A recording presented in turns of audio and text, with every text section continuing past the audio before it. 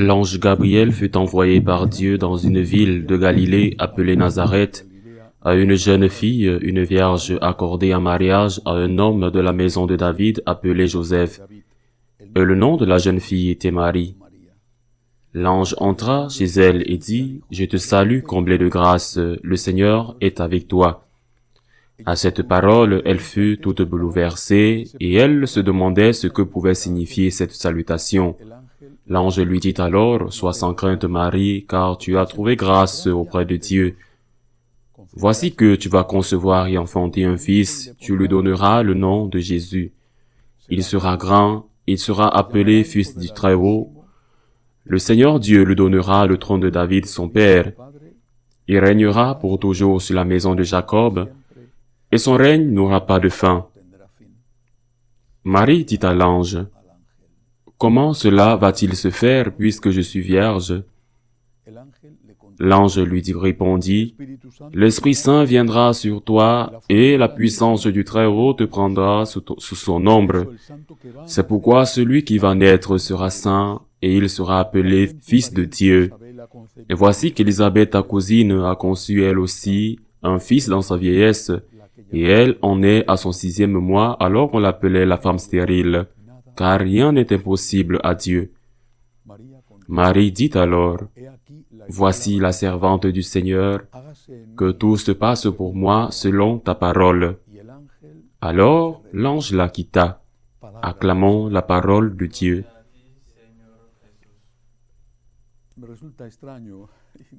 Je trouve étrange et difficile à accepter de devoir célébrer cette solennité de l'incarnation du Seigneur,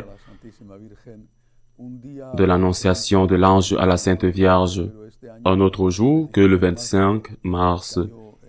Mais cette année, le 25 mars est tombé un lundi saint, et les liturgistes ont décidé de le reporter de 2 semaines, de sorte que nous célébrons la fête du 25, le 8 avril. En tout cas, nous célébrons cette fête.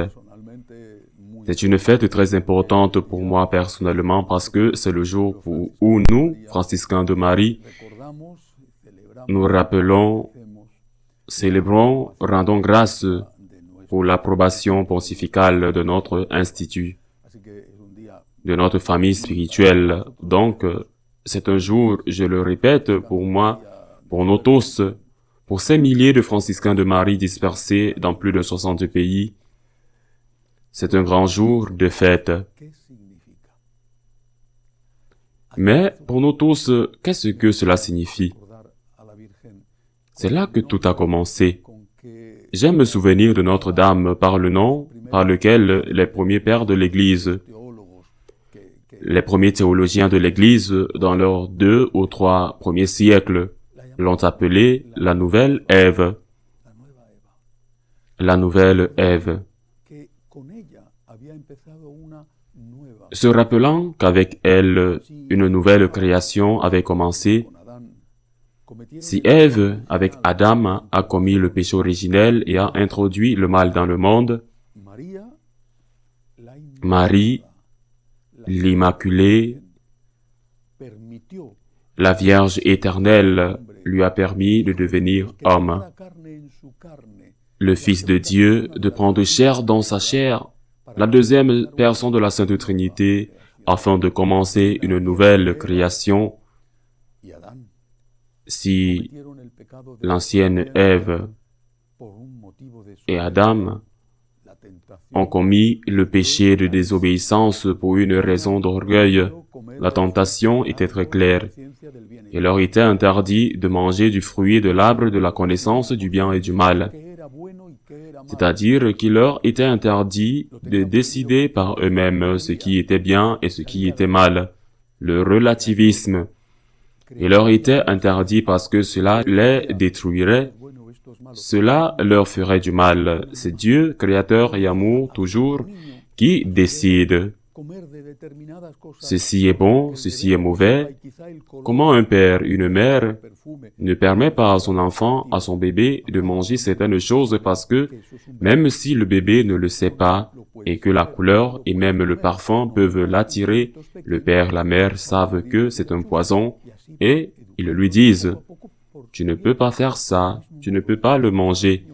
Ne mets pas tes petits doigts dans les trous du bouchon. » Et ainsi, il éduque, petit à petit, pour son propre bien. De la même manière, Dieu notre Seigneur, la seule chose qu'il a interdite à nos premiers parents, Adam et Ève, c'est de ne pas décider d'eux-mêmes de ce qui est bon et de ce qui est mauvais. Le diable leur a dit, « Dieu a peur de vous, Dieu est jaloux de vous. Vous avez été créés à son image et à sa ressemblance par lui. Mais maintenant, vous pouvez devenir aussi grand que lui, voire plus grand que lui. Et vous pouvez le faire en mangeant du fruit de l'arbre défendu, en décidant vous-même ce qui est bon et ce qui est mauvais. » Ils ont désobéi par orgueil, ils ont voulu être des dieux. C'est le péché originel. C'est le péché de notre temps. C'est pourquoi il est si important à chaque moment de l'histoire, en ce moment où nous vivons sous la dictature du relativisme, non seulement dans un monde relativiste, mais sous la dictature du relativisme. Malheur à celui qui ose dire que Dieu les a créés mâles et femelles. C'est pourquoi il est important en cette heure et dans ce monde de regarder la Vierge Marie, parce que sa réponse est la réponse de quelqu'un qui veut vraiment aimer Dieu et qui l'a mis à la première place dans sa vie. La réponse de la Vierge a été très simple. Voici la servante. Je ne veux pas être une déesse. Je ne veux pas être l'égal de Dieu. Et je ne veux surtout pas être supérieur à Dieu. Je suis la servante du Seigneur, qu'il me soit fait selon ta parole. Je ne prétends à rien d'autre. Je suis à tes ordres, à ta disposition. Je suis la servante. Tout ce que le Seigneur me demande, je suis prête, dit la Vierge, à le faire. Voici la servante du Seigneur. Marie marche sur la tête du serpent. Dieu, notre Seigneur, l'avait annoncé et le livre de la Genèse le raconte.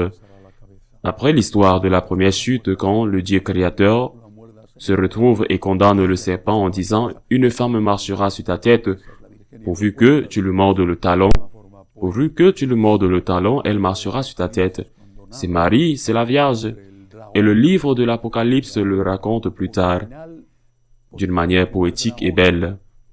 Quand il raconte la lutte entre le dragon originel, parce que c'était le premier dragon, le diable, le dragon du mal, quand il attaque la femme qui doit s'enfuir au désert pour se protéger.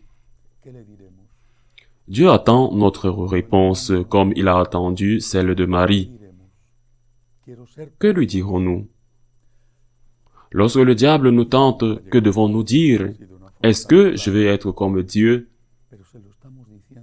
Peut-être ne pourrons-nous jamais le lui dire d'une manière aussi claire. Mais nous le lui disons quand nous disons « cela me semble pas mauvais ». Nous disons « je vais être comme Dieu ou supérieur à Dieu ». Nous le lui disons quand nous disons « je me détourne de Dieu parce que je ne le comprends pas. Je ne comprends pas ses projets. » Est-ce que Dieu doit s'expliquer à vous? Êtes-vous un égal ou un supérieur de Dieu? Je me détourne de Dieu quand nous disons « j'ai prié, j'ai demandé et il ne me l'a pas donné ». Il n'a pas donné ce que j'ai demandé. Le traitais-tu comme ton Seigneur, à qui tu demandais humblement de l'aide, ou comme un employé, un esclave, que tu demandes et qui, s'il ne t'obéit pas, tu le renvoies? La Vierge Marie a fait le contraire. Voici la servante du Seigneur.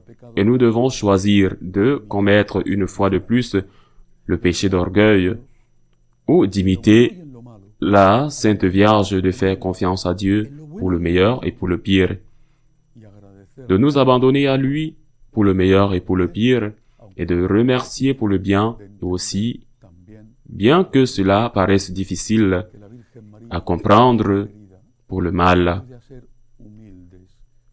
Que la Vierge Marie, notre Mère bien-aimée, nous aide à être humbles comme elle. N'oublions jamais cette phrase de Saint Louis-Marie Grignon de Montfort, qui disait que Dieu était fixé sur la Vierge à cause de sa pureté, mais qu'il s'incarnait en elle à cause de son humilité. Dieu s'incarne en nous spirituellement chaque fois que nous disons « Me voici Seigneur pour faire ta volonté », chaque fois que nous disons, comme Marie, avec Marie, « Jésus, j'ai confiance en toi ». Ainsi soit-il.